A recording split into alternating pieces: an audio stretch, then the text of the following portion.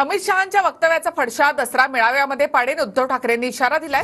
महाराष्ट्रामध्ये अराजकता माजलेली आहे। एकनाथाच्या नावाने तोतयेगिरी करणारे खूप दिसतात। ठाकरेंनी मुख्यमंत्री शिंदेंवर निशाणा साधलाय। तर गेल्या 2 वर्षांपासून कोर्टाचं दार ठोठावत आहोत, अजून न्याय मिळत नाही असं ठाकरेंनी म्हटलंय। अमित शहा येतात आणि परत तुमचा पक्ष फोडण्याची भाषा करताय। हिंदी में त्याच्यामध्ये त्या सगळ्या गोष्टीचा फडशा मी दसऱ्याला शिवाजी पार्कवर घेणार आहे। तोपर्यंत बाकी सगळ्यांना जे जे आमच्यावरती बोलायचे ते बोलून घेऊ द्या। मी एक सोना किंवा एक लोहाची दसऱ्याला करतो।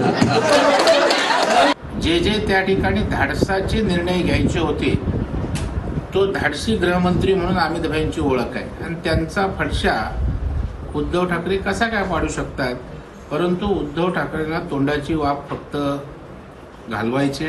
कोण कोणाचा फडशा पाडतं, कोण कोणाच्या लक्षात आहे, हे त्या ठिकाणी निवडणुकीतच उत्तर मिळेल।